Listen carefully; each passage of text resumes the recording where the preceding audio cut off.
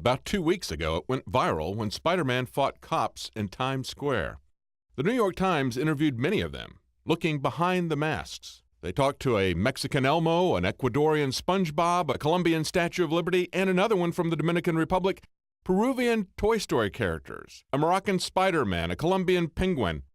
That's right, these costume characters are virtually all illegal aliens. They came here illegally, working menial jobs that paid very little. Then they learned they could buy unlicensed costumes from Peru and panhandle in Times Square. The Ecuadorian SpongeBob made $80 in just 5 hours on his first day. Cookie! Panhandling is against the law. Using someone else's copyrighted character in your business is against the law. But the New York Times gives them a pass, saying few performers seem to fully know the rules, in part because of language barriers. Many do not speak English. See, it's okay. They don't speak English. Illegal aliens are above all of our laws, including our copyright laws. Yet we're told that because of copyright violations, we have to hand over an internet kill switch to the government. They want to be able to instantly shut down any website on a mere accusation of copyright violation. And it's the very same companies that tolerate copyright violations in Times Square by illegal aliens that are screaming the loudest about internet control for copyright protection. Take Disney, for example. Except for these illegal costume characters, Disney has been incredibly aggressive in protecting their copyrights. They got a lot of bad publicity back in 1986 when they threatened 3 daycare centers with expensive lawsuits because they had painted Disney characters on their walls. Hanna-Barbera not only offered their characters as a replacement, they sent their own studio artists to paint the mural. Then 3 years later, Disney sued the Academy of Motion Picture Arts and Sciences, the people who do the Oscars, because they opened their Oscar show with Snow White and didn't get permission. It is so exciting to be here tonight. There are stars out tonight. Stars with glamour are gleaming and bright. It's a shame they didn't stop that performance with a prior restraining order. Then in 2008, in a case exactly like what's going on in Times Square, a couple with a children's party business performed for the kids in Winnie the Pooh costumes. Disney sent them a cease and desist letter, which they complied with, except the demand to send Disney the costume. Instead, they returned it to the unlicensed Peruvian company for credit.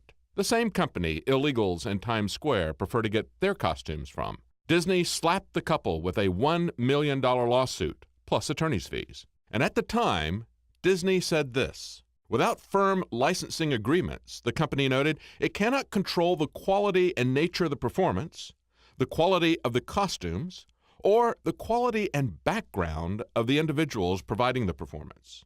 Disney's already seen its character turned into a sex Toy Story when an illegal Woody was arrested for sex abuse. Even Santa Claus has weighed in on the issue. That's right, the real Santa Claus, a monk in North Pole, Alaska, who's legally changed his name, wants licensing of these Times Square characters to screen out pedophiles. But illegal costume characters want regulations to shut out competition, especially those Americans who they say flout the law. What's the Spanish word for irony? But they seriously don't like Americans, calling them money-grubbing arrivistas, in other words, newcomers. Times Square, they say, is their territory. The panhandling illegal costume character business is for illegal aliens who started it. Yet these black market entrepreneurs truly understand the basis of most of our business regulation, and that is to keep out your competition. Now, if they want the government to come in and regulate those money-grubbing Americans, which laws are the illegal costume characters going to obey? Do they want New York City to give them a license to illegally use copyrights? Should we ignore their copyright theft and call them undocumented costume characters until they get a license from Disney or Sesame Street? Are they even trying to get a copyright license? They pretend they're not violating the copyrights by saying that they're just street performers and they're not doing this for a living. But when New York City put up signs this past weekend telling tourists that photos are free, tipping is optional, an illegal costume character named Juan Perez complained that his income had dropped from $80 to $15.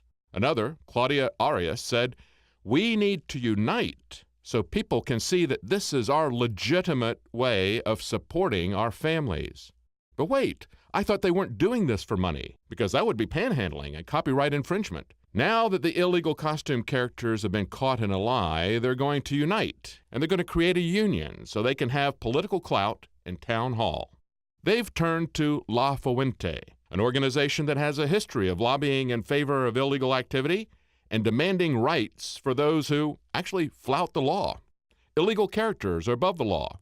Only those with political connections and lobbyists can stay in business or be allowed to work. Who would have thought that Cookie Monster could give us such a comprehensive lesson on our immigration policy?